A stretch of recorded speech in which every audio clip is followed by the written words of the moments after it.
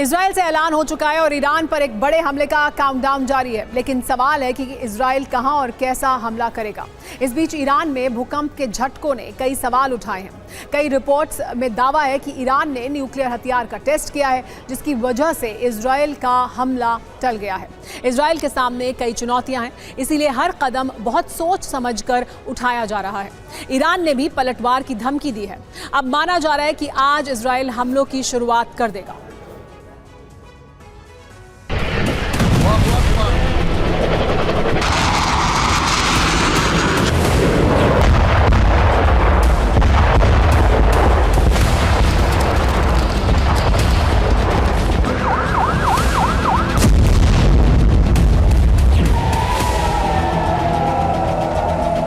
शनिवार की रात गजब की हलचल थी।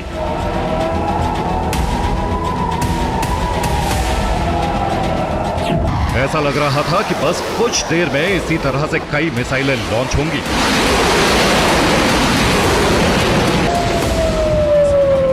बस कुछ देर बाद कई ड्रोन आसमान में नजर आएंगे।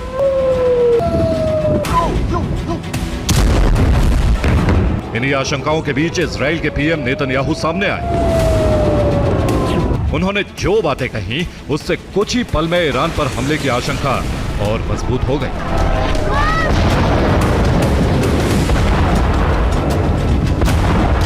איראן כבר פעמיים שיגרה על שטחנו ועל ערינו מאות טילים, בהתקפת טילים בליסטיים מהגדולה בהיסטוריה.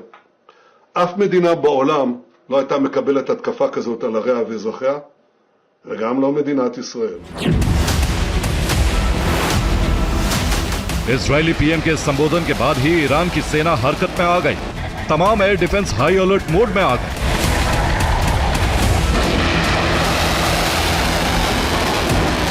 एक बड़े घमासान की आशंका में कई देशों में खलबली मच गई।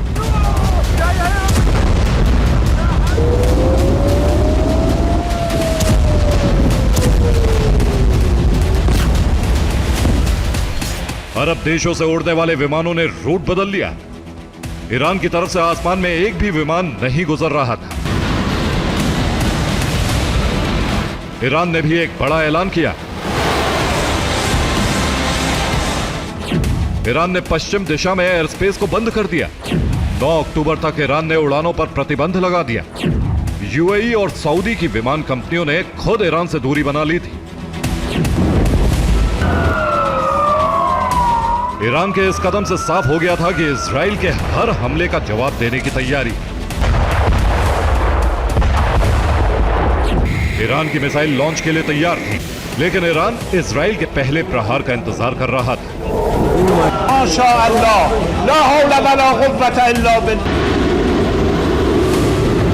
ईरान के करीब समुद्र में भी हलचल थी। ईरान ने शनिवार से पहले ही अपने बंदरगाहों को खाली करा लिया था। ईरान की नौसेना के जहाज समुद्र में लौट गए थे।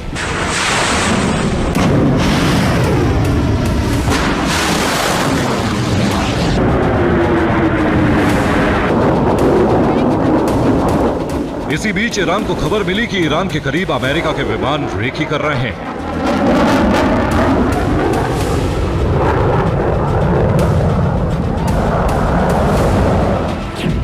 रिपोर्ट के मुताबिक ईरान के करीब अमेरिकी -8 विमान के होने की जानकारी मिली।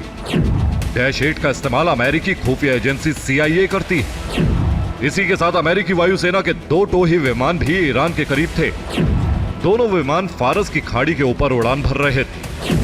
इसके अलावा एक एवॉक्स E-3B सेंट्री विमान भी ईरान के करीब मौजूद था।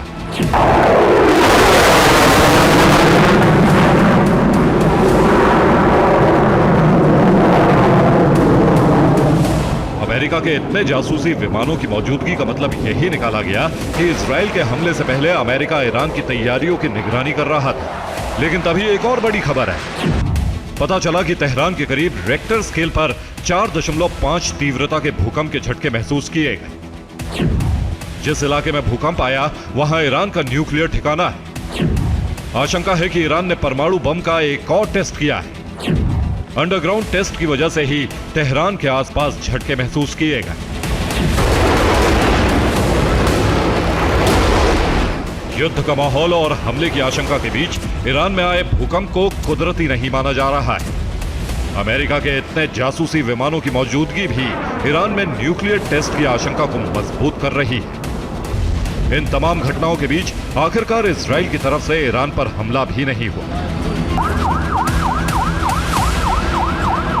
एक्सपर्ट्स के मुताबिक इजराइल हमला करने के लिए तो तैयार है, लेकिन हमला कहां किया जाए ये तय करना मुश्किल हो रहा है। इजराइल तमाम तैयारियों के बावजूद लाचार क्यों है, ये आपको दिखाते हैं।